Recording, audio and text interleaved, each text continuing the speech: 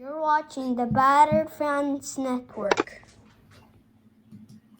Welcome, everybody, to episode number 13 of the Battle Heat Fans Podcast. I'm your host, Daniel Garan, and alongside me, as always, I got Daniel Solana. How are you doing, sir? I'm freezing cold outside. But let me tell you, Danny, the AAA or the Kaseya Center, as we call it now, was hot last night. It was on fire. It was like a playoff game. It was like a playoff game on November 10th at the beginning of the season, and the Heat came out on top. What a game, man! What a game!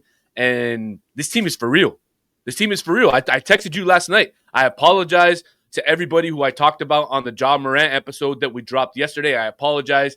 I don't want to bring him. I love this team. I love every player on this team, and I'm so hyped, man. Yeah, man, that was a really fun game. The fact that, just like I said, and we were talking about it a day or two ago, how everybody is just stepping up. You can't focus in on just one player, even though Norman Powell is a guaranteed 23 points a game, more or less. But the whole team is balling. Khalil Ware had a good game. And I think my favorite part is you brought it up in the season preview, the clutch, how bad we were in the clutch last year. And you kind of felt like, all right, well, we're going to fold. At some point, we're going to fold. But they didn't fold. They won, and they found a way to win. Jaime Jaquez and I texted you guys. We have a group chat, and I texted you guys. I said, the last play of the fourth quarter, I said, ooh, it's Andrew Wiggins time, right? Because I'm all of a sudden, I'm on board on the Andrew Wiggins' clutch train. And I wasn't wrong. I was just early because he did end up making that clutch basket. But in the fourth quarter, it was Jaime Jaquez that made it. And just such a fun game, man. I think that people are starting to believe. I think that there's still some people that have their doubts, which is fair, right? It's only 11 games into the season. But, man, this team has looked so freaking fun and good. And then people that I remember I had a back and forth with somebody on Twitter about like, oh, but they've only beaten one team over 500. This is a really effing good win. Like, you beat the Cleveland Cavaliers, and they were almost at full strength, unless you want to count Matt Strus being out and that being a big loss. Like, they were almost at full strength. Evan Mobley is a baller. Jared Allen has his size. Donovan Mitchell had an off night. I mean, obviously the Cavs didn't have a good shooting night, but overall, man, such a great win. Like, statement win, in my opinion. Absolutely. I mean, I think the biggest thing that we got to talk about again is the offensive rebounds, right, Danny? They got 26 offensive rebounds to 12 Cleveland, for the Heat. Correct. And that means that they were able to put up 120 shots, Cleveland did. He only put up 98 shots, but they shot well from three-pointer, 33%. They had a better shooting percentage than the Cleveland Cavaliers at almost 47%. And the other thing that was the big difference in the game, Danny, was the Heat got to the line. The Heat got to the line 41 times. They made 36 free throws out of those 41 attempts. Very, very good free throw percentage. And like you mentioned, the clutch. The clutch has been huge for the Heat this season. Last year, I forget the actual stat that I mentioned that they had lost. I think it was 22 games in the clutch. And this year so far, they've been unreal. Not only that, but they've held home court advantage and winning all 5 of their first games at home. The 6th one coming up on Wednesday against these same Cleveland Cavaliers. Now, the issue here is that Bam isn't playing. And you know how you brought up, and a lot of people brought up, like, is this pace sustainable? Is this sustainable? I'll tell you one thing that I don't think is sustainable, and is winning games without Bam. Because we've done it 3 in a row now. Great showing. In the last 4 games that he's missed, we've given up, I think it was 19 offensive rebounds to Charlotte. But outside of that 19 to Charlotte, it's been over 20 to everybody else. So you can't give up over 20 offensive rebounds and then 19 to Charlotte and expect to keep winning. Now, of those games, we only lost the Denver game. And I know Bam started the game. He didn't finish it. But you can't keep doing it. We've been out-rebounded in the first 11 games. I believe it's 9 out of our first 11 games. I think the only 2 games in which we won the rebounding battle was, I believe, the first 2 games of the year against Orlando and Memphis. Maybe somebody in the comments at some point can correct me if I'm wrong.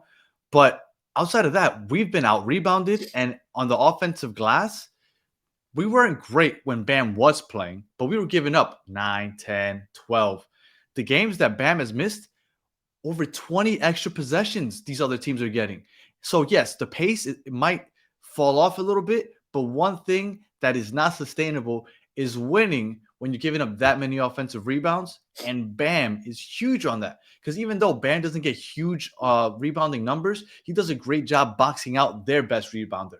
And Bam missing has really showed itself in the rebounding stats, especially the offensive rebounding stats for the other team. And that's the only thing that I'm worried about, because it showed, and you know, it's just that we need Bam. We need Bam back, and he's walking around with that boot. I don't know how long he's going to be out, but that I don't think is sustainable. I agree 100%, Danny. I agree that this team needs Bam to continue this style of play, to continue to help out on the boards, even though Kel'el Ware had season 20. high or career high 20 boards last night. They need somebody else, right? Because if you look at the starting lineup, the Heat play with a very small starting lineup. They start with Andrew Wiggins at the 4. And then at sometimes when Kel'el Ware comes out and Bam is not in the game, year 5 is Niko Jovic, and he's not a outstanding rebounder. Yes, he gets rebounds. Yes, he pushes the pace. But on the defensive boards, that's when it becomes a liability, when we don't have that height in there. But look, the Heat are continuing to find ways to win despite some of their flaws. And last night, just like this title of this episode says, the Heat got an absolute statement win over a team who is not only a contender, but who is one of the favorites in the East to come out to get to the finals this year. Now, Donovan Mitchell did have a bad shooting night. Except for that last shot. Yeah, that last shot. We'll get into that right now, but you can't expect him to be that bad for that long. But yeah, just you figure the bad luck we've had in the clutch. I don't know if it's bad luck, but the bad play we had in the clutch last year. You kind of figure, like, after Donovan Mitchell hits that 3, I think it's going to double overtime, and I'm thinking we're probably going to lose in double overtime because the whole momentum just switched.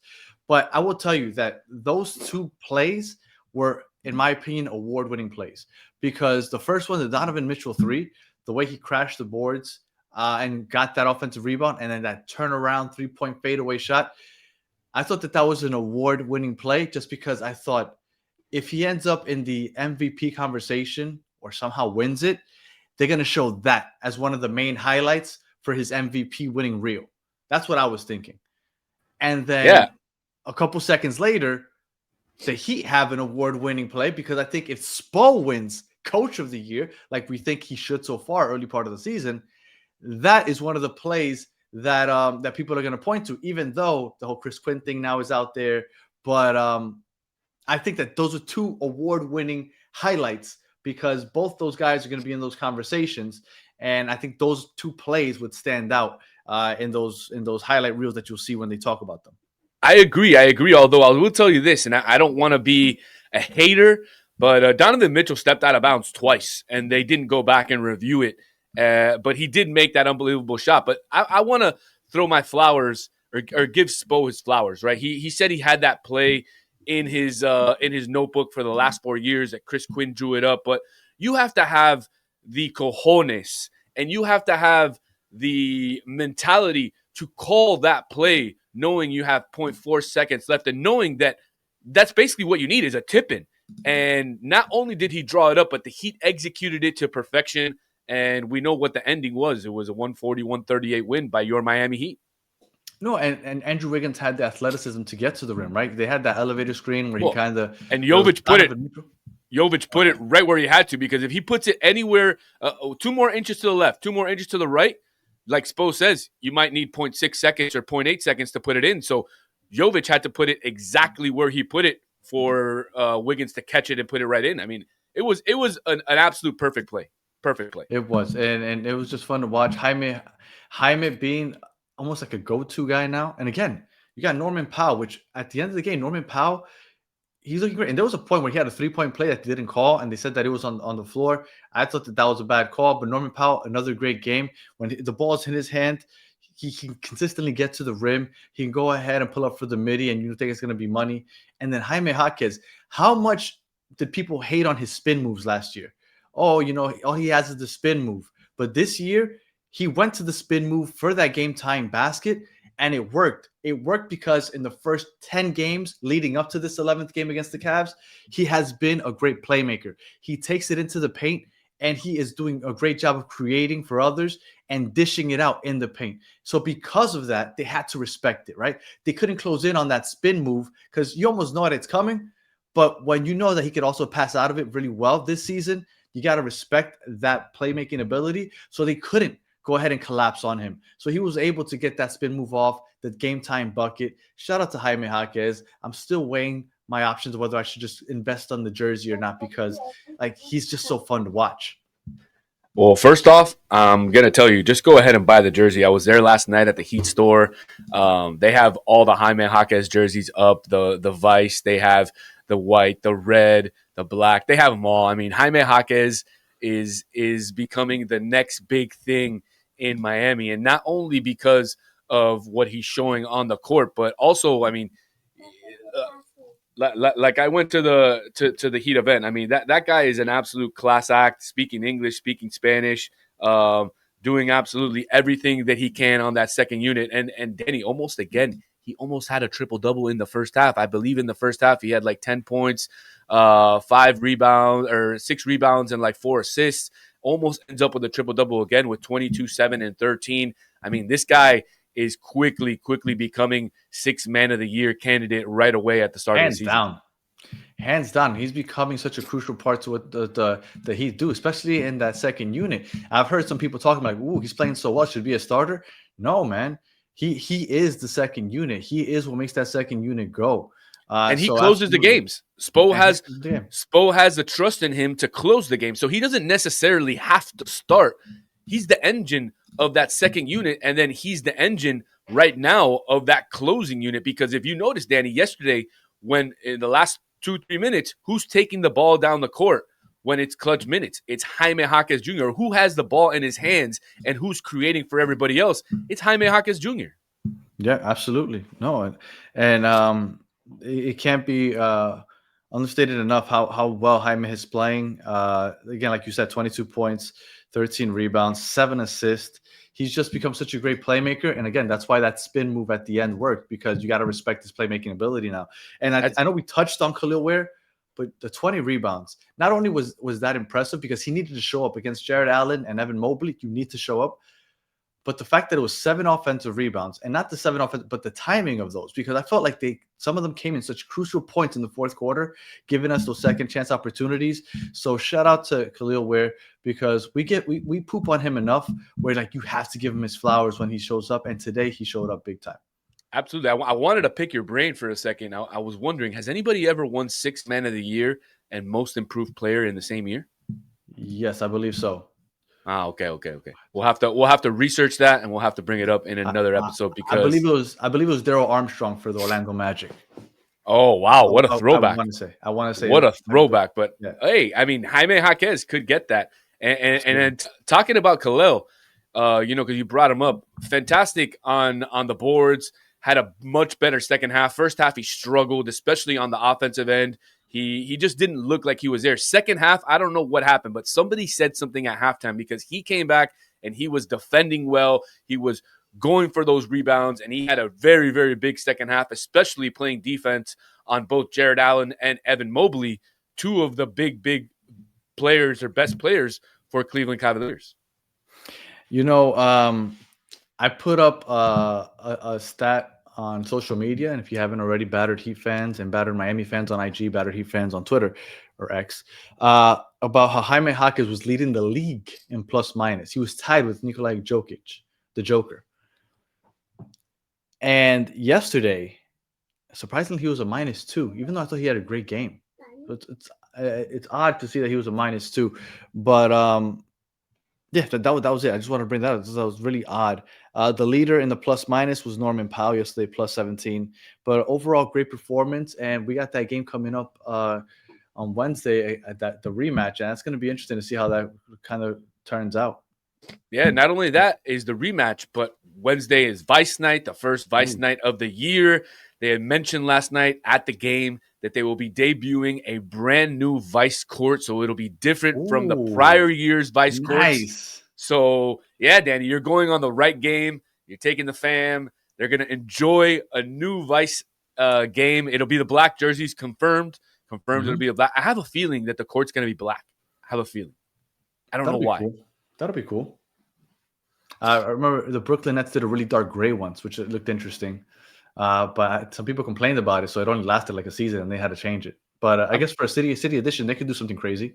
Did you see the green one that the Milwaukee Bucks had? It was awful. And it like reflected off their face. Can I tell you? We didn't even talk about it. We hadn't brought it up after we talked about the Hornets, but I wanted to bring up the court. Right, all these courts for the NBA Cup, they're ugly. Every single one. The Heat one, it was terrible. It looks yellow. It looks like a vomit yellow color. It's terrible. It's terrible. The green one from the Minnesota Timberwolves is absolutely awful. Yeah, it was terrible. It's absolutely awful. Like, what are they doing? When it reflects off of the players' faces, you know it's way too bright. That's what I'm saying. I mean, these courts, they got to do something better. But definitely, I'm looking forward to the debut of the new Vice court. I'm looking forward to hopefully Bam coming back soon, and I'm looking forward to another playoff style game on Wednesday. We said 10-10 after the first 20, and we're gonna finish top 4 in the East. That's what I've said. Baby. At this point, you co-signed. We have 9 games left, and we just need 3 and 6, and you end up 10-10. Even though at this point, if you go 3 and 6 in the next 9, you maybe feel a little disappointed, but still, 10-10 is the goal. And right now in the Eastern Conference, we are 3rd. And you cannot tell me, because I know a lot of people are like, oh, but you cannot tell me that you watched the way this team is played. Without Bam, without Herro, getting out rebounded the way they have, and you're going to tell me that they can't finish top 4 in the East? The Pistons look for real. The Knicks, unfortunately, they're good. You can't deny that. And I think Cleveland is really good also, right? We saw what they could do yesterday on an off shooting night. But I think those are the top 3 teams.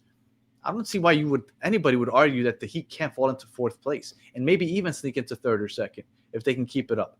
Like, the Heat are for real. Like, there's no question about it anymore. Like, start believing. I know some people want to be hesitant or be like, oh, no, you're getting too emotional. The Heat are for real. That's it. Face it. Enjoy it. This is a fun team, and they are one of the better teams in the Eastern Conference. 11 games in. Maybe I'm talking too early, but I feel it, and I believe it. I don't think you're talking too early at all. I mean, I think what we've seen in the first, 10% of this season, a little bit more, is what we're going to get for the rest of the year. The key will be for the Heat, and we talked about it in our chat. The key is going to be continuing to push this pace, and can they continue to push this pace for the entire season, right? It's easy to do it at the beginning of the season because you're well rested. You're coming off of a few months of break. You're coming off of a preseason and a training camp. And so it's easy to get into it at the beginning of the season. But when you're 30 games in, 40 games in, and your legs start to weigh and it starts to get difficult, is this Heat team going to continue to be able to put up this pace and to put up these amount of points? Look, one stat that I saw this morning before we came on, the Heat are number 1 in the NBA in points per game. Mm-hmm. When was the last time we ever heard that? Never. And another stat that I heard that was interesting, last night in an overtime game, so they played technically 5 quarters, they ran 9 pick and rolls the entire game. Yeah, there was 2 of them in the first half. They're going to have to start incorporating that a little more for Khalil Ware, I think, but crazy, and I'm loving it. This is such a fun season so far. We're only 11 games in, so I hope everybody else is enjoying it as much as we are. Make sure if you haven't already, like and subscribe to the channel. Solana, any final words? No, man, I'm hyped. I'm absolutely hyped. Again, I apologize for what I said in the John Morant episode that dropped yesterday. I absolutely love this team right now. You'd be killing it. I absolutely love this team. Yeah, you would be killing the chemistry, the play style. Right? It's so fun right now. They want to do that. But yeah, and then I love that you use the word hype. I will be dropping a Miami Heat hype video.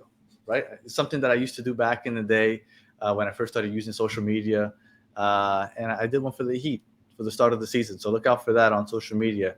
Maybe get people a little hyped 11 games into the season. All right. With that said, if you're listening on audio, comment 5 stars. If you're watching on YouTube, if you haven't already, like and subscribe. And we'll be back tomorrow because tomorrow is Vice night. We're going to be at the stadium, but we're going to be talking a little Vice jerseys because there are some that we like more than others. So look out for that show tomorrow. So until the next one, have a good one. Hasta luego.